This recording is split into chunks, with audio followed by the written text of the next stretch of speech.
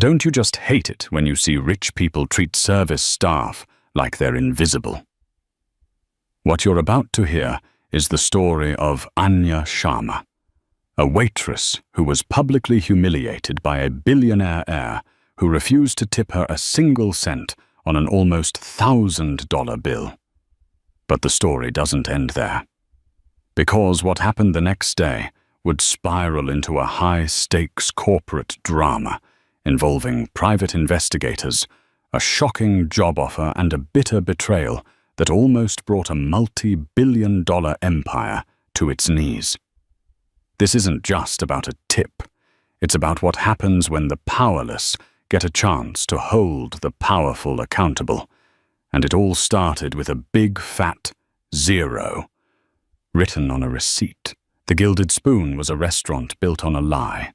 It draped itself in the opulent vocabulary of fine dining velvet ropes menus, written in an elegant, unreadable script, and water served in bottles that cost more than a gallon of gas. But it was all a carefully constructed facade. The gilt was just gold-colored paint, and the spoons were stainless steel. It was a place for people who wanted to feel rich for an evening, a stage for the city's aspiring elite and the comfortably well-off. For the staff like Anya Sharma, it was just a stage. Anya was in her 4th hour of a 10-hour double shift, the familiar ache beginning to settle deep in the arches of her feet.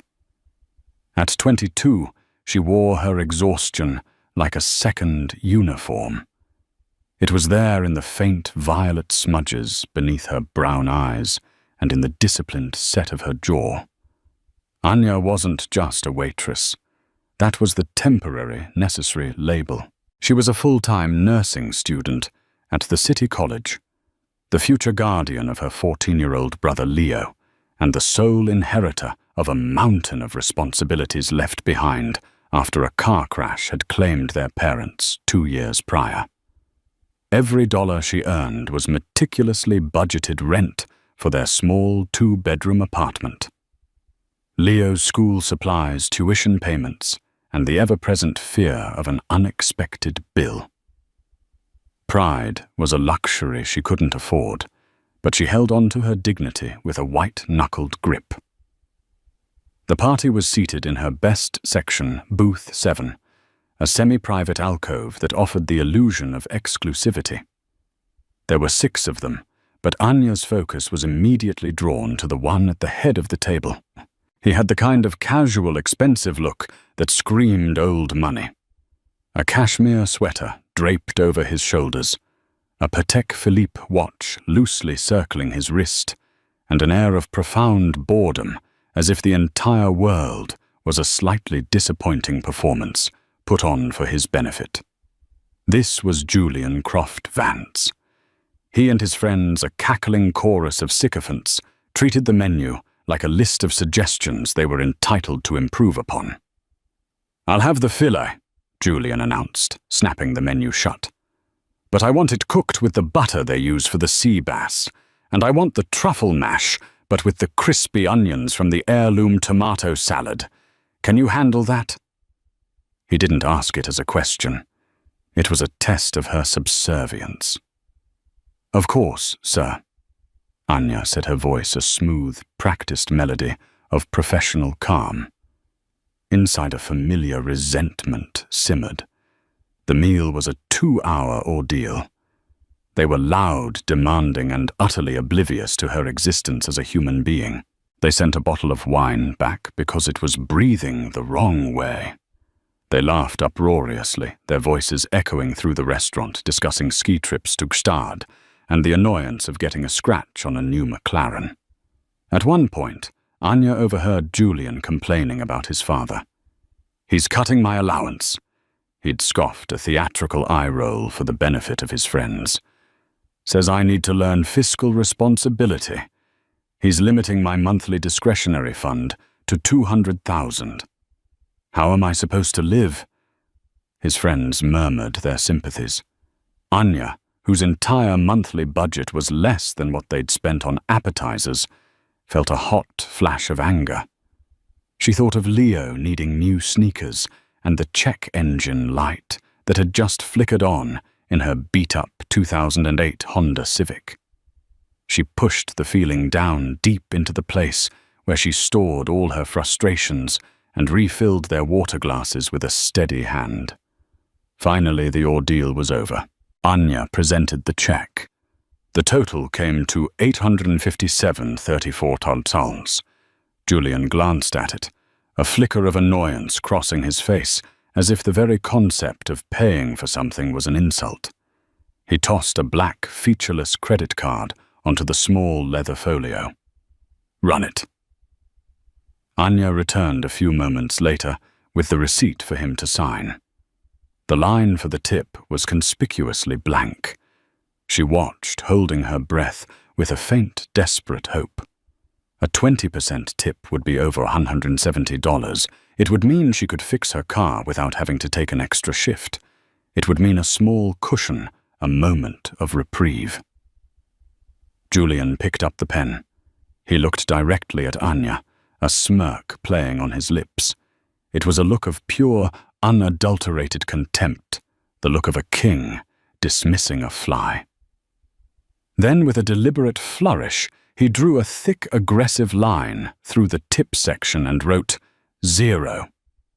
To add a final, cruel flourish, he scribbled a note on the merchant copy.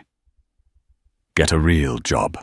He pushed the folio back across the table and stood up, his friends rising with him. He didn't say thank you. He didn't even acknowledge her. As he walked past, his shoulder brushed hers, a final dismissive gesture of his utter indifference.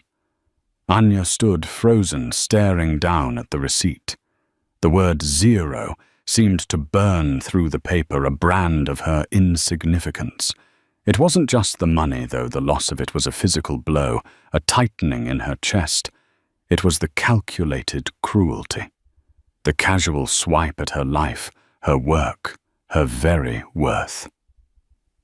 In that moment, in the hushed, fake-gilded dining room, Anya Sharma felt utterly and completely invisible. The carefully constructed wall of her professional composure crumbled, and for the first time in a long time, she had to fight back tears. The walk home that night was a blur of streetlights and shame. The weight of Julian's dismissal pressed down on her heavier than her aching feet. She replayed the scene over and over, each time feeling the sting of his smirk, the scratch of his pen. She let herself into the quiet apartment, the scent of stale air and her brother's leftover pizza greeting her. Leo was asleep, his lanky teenage frame sprawled across his bed, a textbook open on his chest. A fierce, protective love swelled in Anya's chest, momentarily eclipsing the anger. This was why she did it. This was why she swallowed her pride and smiled at men like Julian Croft Vance. She sat at their small kitchen table, the offending receipt laid out before her like evidence in a trial. The word 0 mocked her. She had bills spread out next to it, the electric bill past due, and a notice from the college about the next tuition installment. The $170 she had mentally earmarked was gone, and the gap it left in her budget yawned like a chasm. Sleep offered no escape, her dreams filled with the sound of mocking laughter and the endless task of trying to fill a bucket with a hole in the bottom. The next day, she pinned her professional smile back in place, but it felt brittle, ready to shatter. The lunchtime rush at the Gilded Spoon was just building when a low, rhythmic thump, thump, thump began to permeate the air. It grew steadily louder, a deep, guttural beat that vibrated through the floorboards and rattled the wine glasses on the shelves. Patrons and staff exchanged confused glances. The sound was unnatural, a mechanical heartbeat drowning out the smooth jazz playing over the restaurant's speakers. Everyone rushed to the windows. Anya followed, her curiosity piqued. There in the small city park adjacent to the restaurant, a patch of green usually reserved for dog walkers and office workers on their lunch break, a helicopter was descending. It wasn't a news chopper or a police aircraft. It was a machine of breathtaking elegance and power, a Bell 429, painted in a sleek, menacing matte black. As it settled onto the grass with a final powerful gust of wind that sent leaves and trash scattering, a logo became visible on its side, a stylized CV intertwined. The restaurant was buzzing. Phones were out recording the spectacle. A side door of the helicopter slid open, and a man emerged. He was in his late 60s, dressed in a bespoke charcoal suit that fit him like a second skin. His hair was a distinguished silver, and he moved with a quiet, undeniable authority that made the chaos he had just created seem to fade into the background. He walked with purpose, his expensive leather shoes leaving imprints in the soft park grass, heading directly for the entrance of the Gilded Spoon. The manager, a perpetually flustered man named Mr. Davies, rushed to the door to greet the unexpected guest, his face a mixture of awe and terror. "Good afternoon, sir. Welcome to the Gilded Spoon. Do you have a reservation?" he stammered. The man ignored him, his sharp, intelligent eyes scanning the room. They passed over the gawking patrons and the stunned staff until they landed on Anya. He walked directly towards her. The entire restaurant fell silent, the only sound the fading whir of the helicopter's rotors. "Are you Anya Sharma?" he asked. His voice was calm, but it carried an immense weight. Anya's heart hammered against her ribs. She could only nod, her throat suddenly tight. How did this man know her name? "I am Arthur Croft Vance," he said, his expression one of profound seriousness. "My son Julian was a guest of yours last night. I believe we need to talk." Arthur Croft Vance gestured to the now empty booth 7. "May we?" It was a polite request, but it held the force of a command. Mr. Davies, looking as if he might faint, simply nodded vigorously. Anya, feeling the eyes of every person in the room on her numbly, led the way and slid into the booth, her server's apron feeling ridiculous and out of place. Arthur sat opposite her, his presence seeming to shrink the already spacious alcove. He didn't begin with an apology. He began with a story. "When I was your age, Miss Sharma." He started, his voice low and resonant. "I was working 2 jobs. One was hauling trash from construction sites. In the morning, the other was washing dishes at a greasy spoon diner at night. I remember what it was like to count every single dollar. I remember the exhaustion that sinks into your bones, the kind that sleep can't fix. And I remember the customers who looked right through you as if you were part of the furniture." He paused, his gaze unwavering. "I built my company, Croft Vance Industries, from absolutely nothing. I swore that my children would never have to experience that kind of hardship. But I also swore I would teach them the value of the work that prevents it. I see now," he said, a deep sigh escaping him, "that in this I have failed, spectacularly." He reached into his suit jacket and pulled out a small high-tech audio recorder. He placed it on the table between them. "I didn't come here just because of a tip, Miss Sharma. To be frank, my son's behavior has been a concern for some time.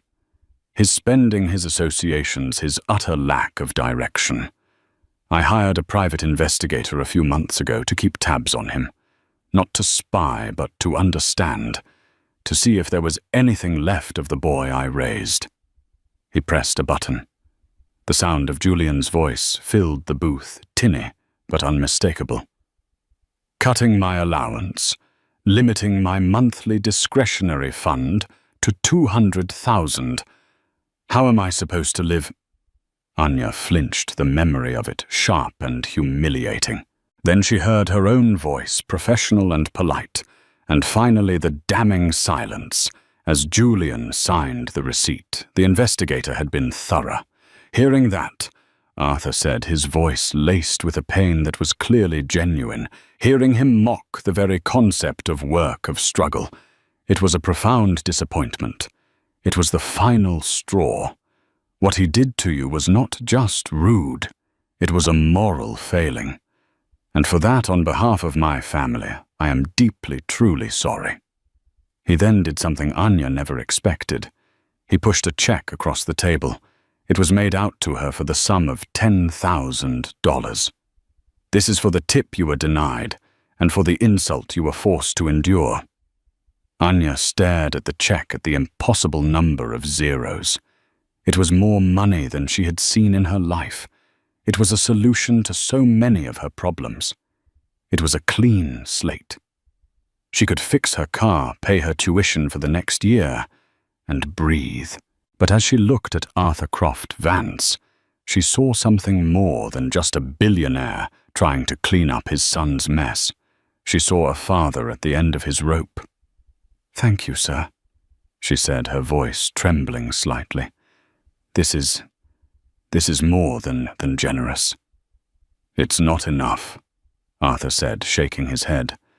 "A check doesn't solve the root problem. Julian is my problem, and that Miss Sharma is where I have a proposition for you. A rather unconventional one." He leaned forward, his eyes intense. "I don't just want to pay you off. I want to hire you. I've read the investigator's preliminary background check on you. Nursing student, top of your class, sole provider for your younger brother. No history of trouble. You are, by all accounts, a person of immense character and resilience. The very qualities my son so desperately lacks." Anya's mind reeled. "Hire me to do what?" "I want you to be his assistant," Arthur stated plainly. "His executive assistant, to be precise. You would manage his schedule, his correspondence, his projects. You would be, in essence, his shadow." He saw the shock and confusion on her face and raised a hand. "Let me be clear. This isn't about punishing him in the traditional sense. It's about re-educating him. I want him to look at you every single day. I want him to be confronted by the reality of the person he so casually dismissed. I want him to see your work ethic, your intelligence, your dignity. I can give him lectures, I can cut his allowance, but I cannot force him to see the world outside his gilded cage. But perhaps you can." He named a salary that made the $10,000 check seem like pocket change. It was a life-altering, dream-making future, securing sum of money, plus a binding contractual guarantee to cover the full cost of her nursing degree and a separate trust fund for her brother's college education. Anya was speechless. Her world had just been turned upside down. One moment she was worrying about an electric bill. The next she was being offered a fortune to babysit the man who had humiliated her. It felt insane. It felt impossible. Could she do it? Could she willingly place herself in the orbit of Julian Croft Vance every single day? Could she stomach his arrogance and entitlement, even for that kind of money? Was she selling her soul or seizing an opportunity? She looked at the check, then at the earnest, desperate face of the powerful man in front of her. She thought of Leo, of a future free from the gnawing anxiety of poverty. "He will hate me," Anya said, the words coming out as a quiet statement of fact. "Oh, absolutely," Arthur Croft Vance agreed, a grim smile touching his lips. "He will despise you. He will see you as my spy, as a gold digger, as a constant walking, talking reprimand. It will be, I imagine, one of the most difficult jobs in the world." He leaned back. "But I suspect, Miss Sharma, that you are no stranger to difficult jobs. What do you say?" Accepting Arthur Croft Vance's offer felt like stepping off a cliff in the dark, hoping a net would appear. The first meeting to formalize the arrangement took place not in an office but in the cavernous, marble-floored lobby of Croft Vance Industries headquarters, a skyscraper that pierced the clouds and served as a monument to Arthur's ambition. Julian was there, summoned by his father. When he saw Anya standing beside Arthur, his face went through a rapid series of transformations: confusion, dawning, realization, and finally a mask of cold, controlled fury. His blue eyes, which had been dismissive in the restaurant, were now lasers of pure venom. "You have got to be kidding me!" Julian spat, his voice low and dangerous, directed entirely at his father. "What is she doing here? Anya Sharma is your new executive assistant," Arthur announced, his tone leaving no room for argument. "Her employment begins immediately. She will have full access to your schedule, your corporate accounts, and all project-related materials. You will treat her with the respect due to any employee of this company. Is that understood?" Julian laughed, a bitter, humorless sound. "You're punishing me. This is what this is. You found the one person in the city you knew I wouldn't want to see again, and you hired her to be my keeper." He finally turned to Anya, his lip curled in a sneer. "How much did he pay you? What was the price for your wounded feelings? I hope you got a good deal. The terms of Miss Sharma's employment are not your concern," Arthur said, his voice dropping to an icy calm. "Your only concern is to do your job. You've been complaining for months about wanting more responsibility, about wanting to head the new venture capital division. Well, you have it. Don't make me regret it." The message was clear: defy him on this, and the pet project Julian had long coveted would be snatched away. Julian's jaw tightened, a muscle pulsing in his cheek. He gave Anya one last look of utter loathing before turning on his heel and striding toward the elevator without another word. The war had been declared. Anya's new office was a glass-walled enclosure directly adjacent to Julian's palatial corner suite. It was a cage within a cage. From her desk, she had a perfect view of him. From his, he was forced to see her every time he looked up. The first week was a masterclass in petty psychological warfare. Julian communicated with her exclusively through terse, one-line emails, even when she was sitting less than 20 feet away. He assigned her tasks designed to demean and frustrate. "Find me a new dog walker. The last one's aura was too needy. Transcribe my call notes from this 3-hour meeting. I need it in an hour. My coffee is 2 degrees too cold. Get another one." Worst of all were the research projects. He'd have her spend days compiling exhaustive reports on ludicrously non-existent markets. "I need a full market analysis on luxury artisanal toothpicks. I'm thinking of disrupting the industry. 50 pages. By Friday." It was all a test, a relentless campaign to force her to quit. But Anya didn't break. She had endured far worse for far less. She completed every task with infuriating competence and professionalism.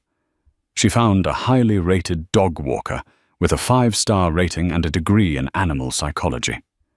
She transcribed his notes flawlessly. She learned the exact temperature he liked his coffee from the barista downstairs. 88 degrees Celsius. A splash of oat milk, no foam. She even produced a surprisingly insightful 50-page report on the oral fixation accessories market, complete with historical data on toothpick manufacturing and potential branding strategies. She returned his pettiness with unassailable efficiency. Slowly, reluctantly, she began to carve out her own space in his chaotic world. His schedule was a mess of forgotten appointments and double bookings. She untangled it, creating a streamlined digital calendar that synced to all his devices. His project ideas, like the toothpick venture, were impulsive and half-baked.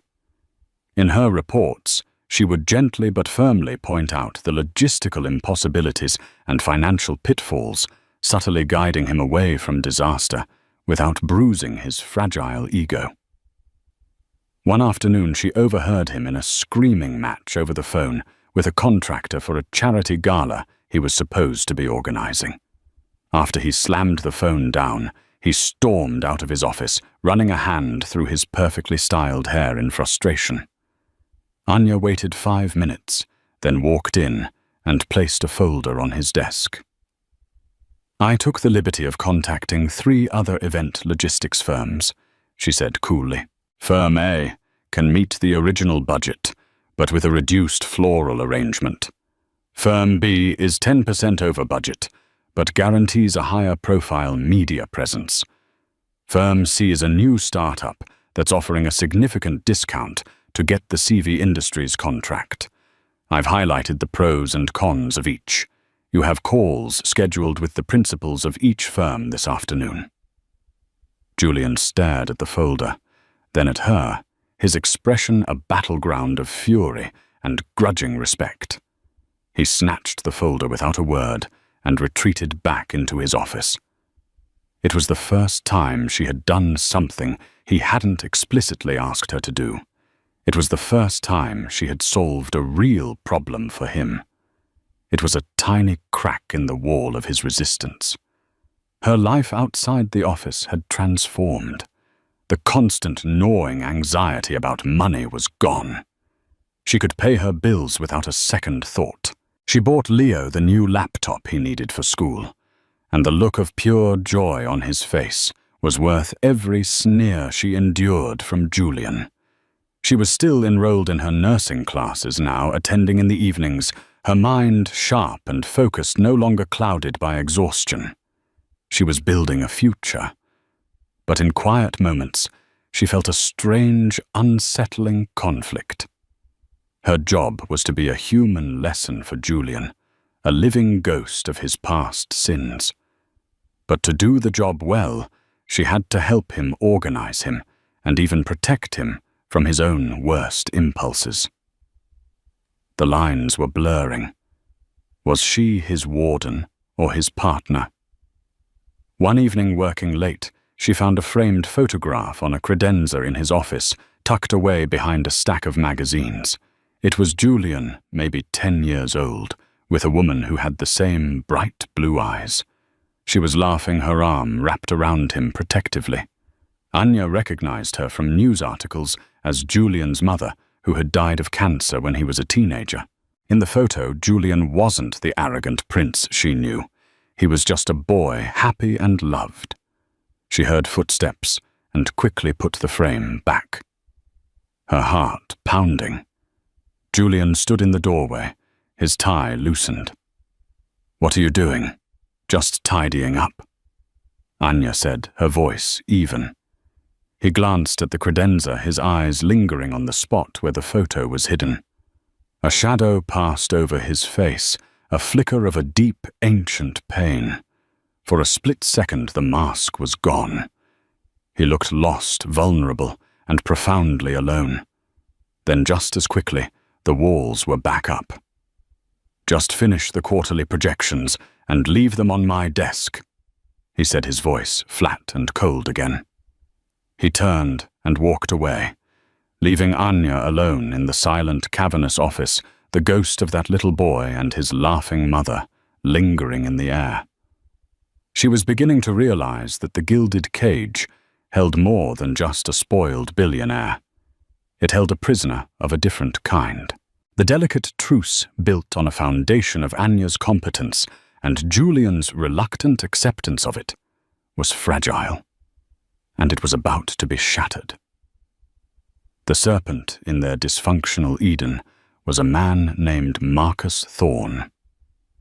Thorne was a senior vice president at Croft Vance, a man who oozed ambition from every pore. He was handsome in a sharp, predatory way, with a smile that never quite reached his eyes. He had been with the company for 20 years, patiently, ruthlessly climbing the corporate ladder. He viewed Arthur with a reverential fear, and Julian with utter contempt. He saw the heir as a weak, entitled buffoon, an obstacle to his own ascent to the throne. And in Anya, he saw an interesting and potentially useful complication. Marcus began his campaign subtly. He would stop by Julian's office ostensibly to offer mentorship and guidance on the new venture capital division. "Brilliant idea, the toothpick venture," Marcus said one afternoon, leaning against Julian's doorframe after Anya had delivered her damning report. "Truly disruptive. A bit ahead of its time, perhaps. The market isn't ready for that level of innovation. But the instinct, pure genius. Your father sees that you know. He just needs you to prove it with a solid traditional win first." He was feeding Julian's ego, validating his most ridiculous impulses, while simultaneously positioning himself as a wise, supportive ally. He made Julian feel seen in a way his father never did. To Julian, who was starved for genuine praise, Marcus's words were like water in a desert. Marcus also worked on Anya. He'd catch her by the coffee machine, his tone confidential and friendly. "You're doing a wonderful job with him," he'd say with a conspiratorial wink. "It's a miracle, really. Arthur put you in an impossible position, but you're handling it with incredible grace. If you ever need anything, or if he becomes too much to handle, my door is always open." Anya was wary. Her instincts, honed by years of reading difficult customers, told her that Marcus Thorne was dangerous. His charm was too smooth, his compliments too easy. She kept her interactions with him polite, professional, and brief. The real target was a company called Helios Innovations, a promising but struggling solar energy startup. It was on the verge of a major technological breakthrough, but was bleeding cash. Arthur had flagged it as a potential acquisition, a perfect starter project for Julian's new division. It was a test, a relatively low-risk, high-reward opportunity for Julian to cut his teeth. Marcus saw it not as an opportunity for Julian, but for himself. He began to work his poison. In his private mentoring sessions with Julian, he planted seeds of doubt. "Helios is a solid choice," he'd concede, "but it's your father's choice. It's safe. A bit boring. You know what would really make a statement? A company that's on the cutting edge. Something bigger. Bolder." He presented Julian with an alternative, a flashy, aggressively marketed biotech firm called Lygenesis. They claimed to be on the cusp of revolutionary anti-aging therapies. Their marketing materials were slick, their projections astronomical, and their CEO was a charismatic charlatan. Lygenesis was a house of cards built on hype and fraudulent science, but Julian couldn't see it.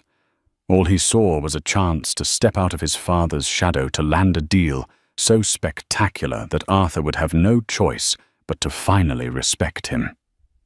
"This is it," Julian told Anya, his eyes gleaming with a feverish excitement she hadn't seen before. He threw the Lygenesis prospectus on her desk. "Forget Helios. This is our target.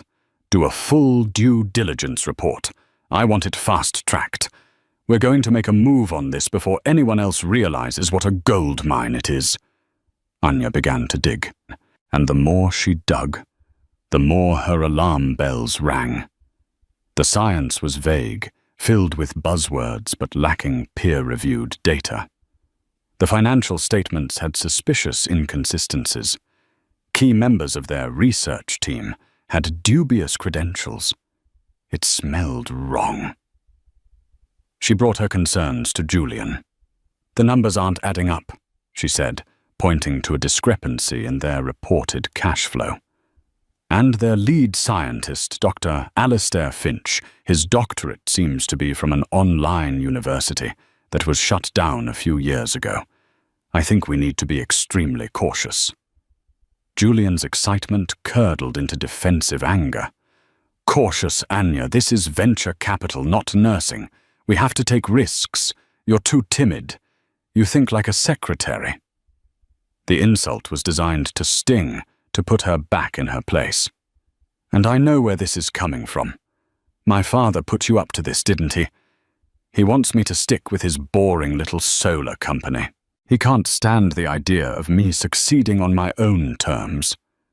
"This has nothing to do with your father." Anya shot back, her professional cool finally cracking. "This is about the data. The company is a phantom, Julian. Can't you see that? What I see," he said, his voice dangerously low, "is my assistant overstepping her bounds. Your job is to compile the reports I ask for, not to question my judgment. Is Marcus questioning my judgment? No. Because he actually understands this business." The mention of Marcus was the final red flag. Anya suddenly saw the whole chessboard. Marcus wasn't just flattering Julian. He was actively setting him up. He was handing him the gun, knowing Julian would shoot himself in the foot with it. If Julian championed the Lygenesis acquisition, and it collapsed as it inevitably would, the fallout would be catastrophic. It would not only cost Croft Vance hundreds of millions of dollars, but it would publicly humiliate Julian, proving him incompetent and unworthy of being the heir. And who would be there to pick up the pieces to look like the steady, reliable hand, Marcus Thorne? Anya realized she was in an impossible position. Julian wouldn't listen to her. Going to Arthur directly would be seen by Julian as the ultimate act of betrayal, confirming his worst suspicions about her being his father's spy, and destroying the fragile trust they had begun to build. But doing nothing meant watching Julian walk directly off a cliff, taking a chunk of his family's empire with him. She had to find proof, hard, undeniable proof, that Marcus was manipulating him. Working late into the night, fueled by coffee and a growing sense of dread, Anya went deeper. She used the company's powerful network access, a privilege of her new position, to search for connections between Marcus and Lygenesis. At first there was nothing, but then she had an idea. She stopped looking for direct financial ties and started looking for communications. She cross-referenced Marcus Thorne's corporate phone records, which she was authorized to access for expense reporting with the contact numbers for the Lygenesis board members. And there it was, a single recurring number. Not a call to the CEO or anyone on the board, but dozens of calls over the past 2 months to a man named David Chen. A quick search revealed David Chen was a disgraced former analyst who had been fired from a rival firm for insider trading. Another search revealed Chen's wife was the sister of Lygenesis's chief financial officer. It was the link. Marcus was using a proxy to feed information and likely coordinate the entire scam. He was orchestrating Julian's downfall from the shadows. She printed the call logs, her hands shaking. This was the bomb. But Julian was moving fast. He had called an emergency board meeting for the next day to approve the acquisition funds. She had less than 12 hours to stop him. The morning of the board meeting, the air in the executive suite crackled with tension. Julian was dressed in his most formidable suit, a pin-striped armor for the battle he believed he was about to win. He paced his office like a caged tiger, rehearsing his presentation, his face alight with a manic, triumphant energy. He was about to prove everyone wrong, his doubting father, his timid assistant, the whole world. Anya intercepted him as he headed for the boardroom, the folder with the damning evidence clutched in her hand. "Julian, you cannot do this," she pleaded, her voice low and urgent. You have to see this. Marcus is playing you." He stopped and gave her a look of profound pity and disgust. "It's over, Anya. I know you mean well in your own risk-averse way, but you need to accept that you were wrong. This is happening. Now, if you'll excuse me, I have to go and make history." "He's been communicating with them through a proxy," she pressed, trying to push the folder into his hands. "A man named David Chen. He's connected to their CFO. This whole thing is a setup designed to make you fail." Julian physically recoiled from the folder as if it were contaminated. "Anya, stop. This is pathetic. You're so desperate to prove my father right that you're inventing conspiracy theories. You've done good work here, but you've reached your limit. You don't understand the game we're playing." He brushed past her, his confidence absolute. "Don't follow me. Don't come into that boardroom. You've done enough." With that, he walked away, leaving her standing alone in the hallway. Anya's heart sank. She had failed.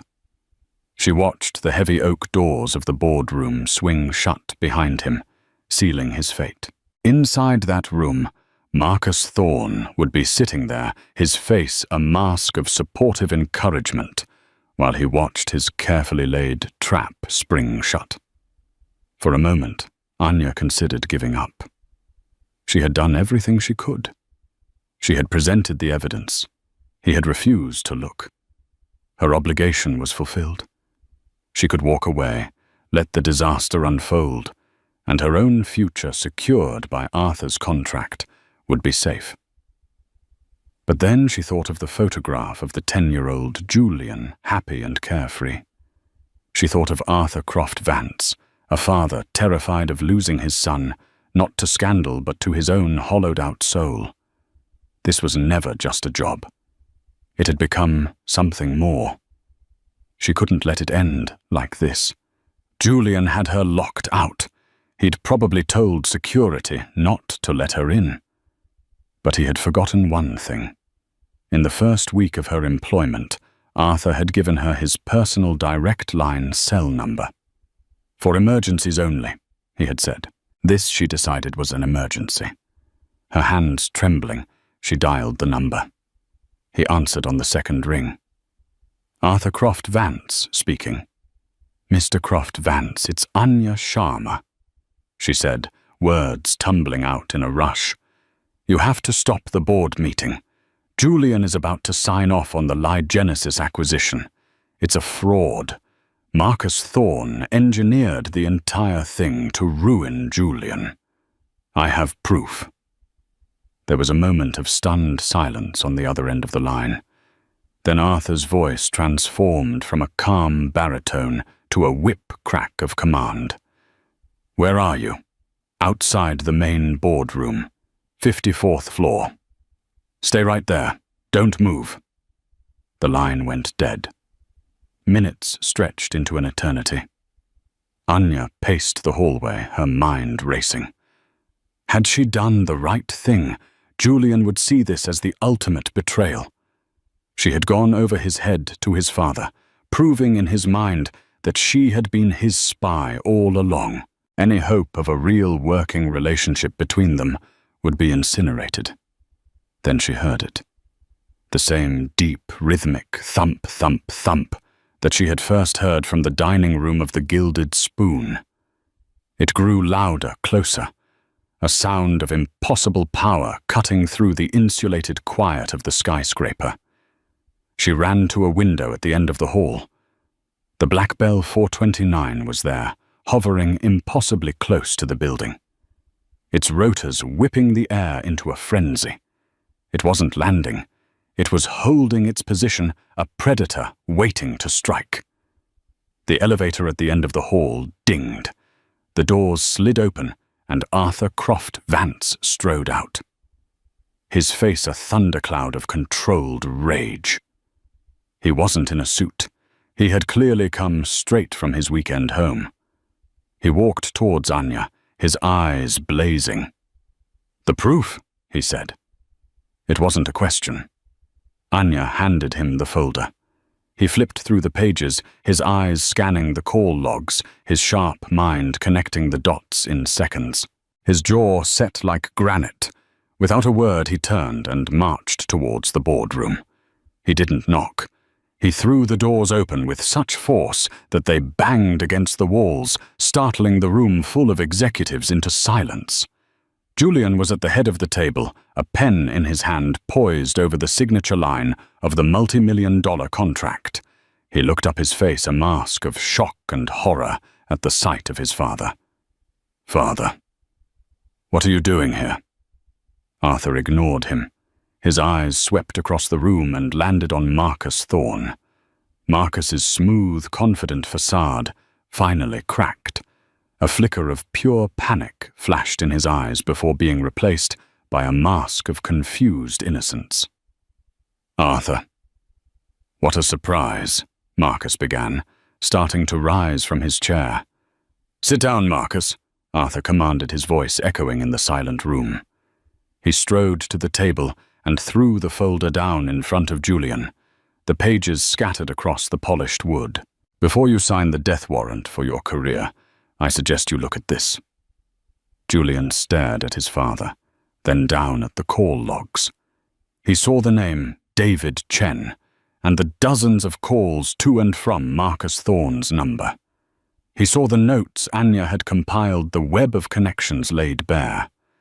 The triumphant color drained from his face, replaced by a ghastly, pale shock of understanding.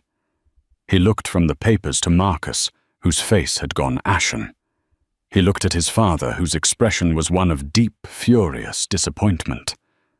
Finally, his eyes found Anya, who was standing just inside the doorway.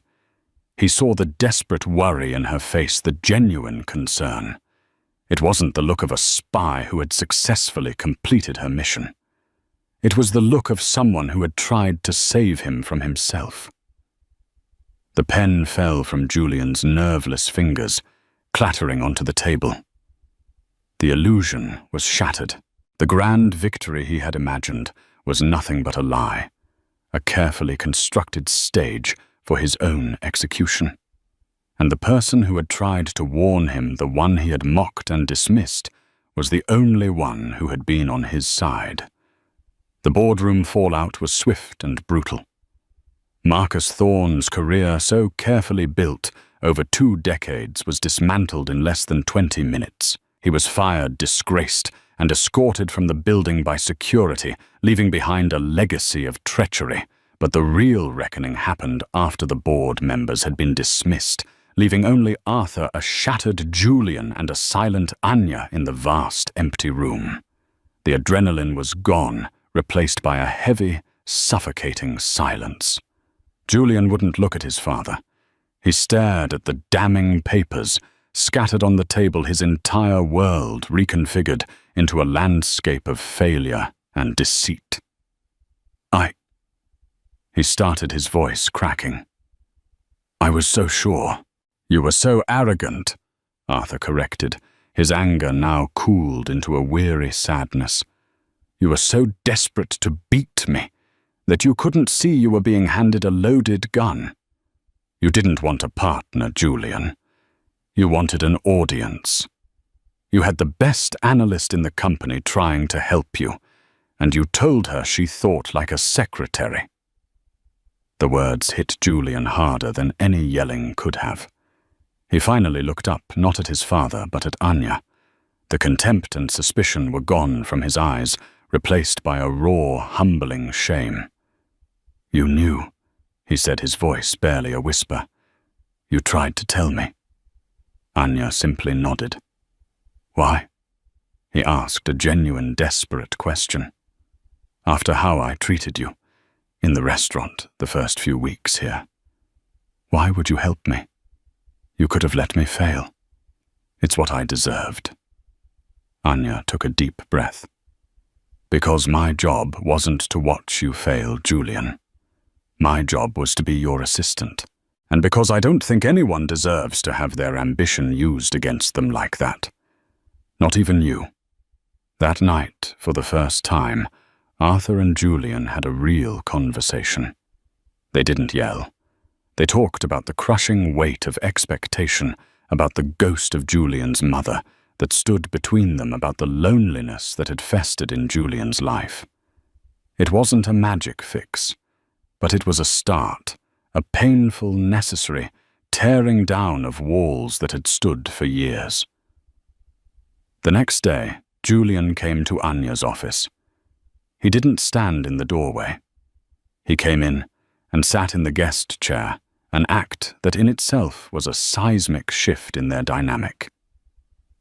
"I wanted to apologize," he said, looking her directly in the eye. "For everything. For the restaurant. For the zero. For every stupid, demeaning task I gave you. For not listening to you. What you did yesterday. You saved me. You saved this company. Thank you." It was the most sincere he had ever been, the words stripped of all artifice. Anya nodded, accepting the apology. "What happens now?" "My father and I have an understanding," Julian said. "He's not firing me. But I'm starting over. No more vanity projects. I'm going to learn the business from the ground up. The right way." A few days later, Arthur called Anya into his office. "Your contract is of course fulfilled," he said. "The funds for your education and your brother's are secured in a trust untouchable, no strings attached. You are free to leave and pursue your nursing degree. You've more than earned it." He paused, then slid a new folder across the desk. "However, we would be fools to let someone of your talent and integrity walk out that door. This is an offer for a permanent position. We are launching a new philanthropic division, the Croft Vance Foundation. It will manage all of the company's charitable giving vetting organizations and overseeing projects. We need someone to run it. Someone with intelligence, grit, and a moral compass that doesn't waver." Before Anya could respond, a light knock came on the door. It was Julian. "I hope you'll consider it," Julian said, giving his father a respectful nod before turning to Anya. I think you're the only person who can make sure we're actually doing some good in the world. And I'd like the chance to work with you, for real this time, as partners." Months later. The Gilded Spoon had a new high-profile regular. The Croft Vance Foundation held its monthly planning lunches there. Julian, now quieter and more observant, made a point of learning the names of all the staff. He always tipped generously, and without fanfare. Anya Sharma never did become a nurse. She found she had a different kind of calling. As the director of the new foundation, she discovered her diagnostic skills were just as useful for finding the root causes of social problems as they were for medical issues. One afternoon, she and Julian were in a community center in a low-income neighborhood reviewing a proposal for an after-school program. They were working together, the easy back and forth of two people who respected each other. The memory of the helicopter, of the zero on the receipt, felt like something from another lifetime, a bizarre prologue to their real story. He was no longer the arrogant billionaire, and she was no longer the invisible waitress. They were just two people, changed by an unlikely intersection of their lives, trying to build something that mattered. And that's how a single act of cruelty, a zero on a receipt set in motion, a chain of events that changed everything. It's a powerful reminder that the people we dismiss often have the most to teach us, and that true wealth isn't about what you have, but about the character you show when you think no one is watching. Anya's resilience and Julian's ultimate transformation show that it's never too late for a second chance, and sometimes the most unlikely person can be the catalyst for the change we need most. If this story of unexpected connections and redemption moved you, please show your support by hitting that like button, sharing it with someone who loves a powerful story, And be sure to subscribe for more real-life dramas that will keep you on the edge of your seat. What did you think of Julian's transformation? Let us know in the comments below.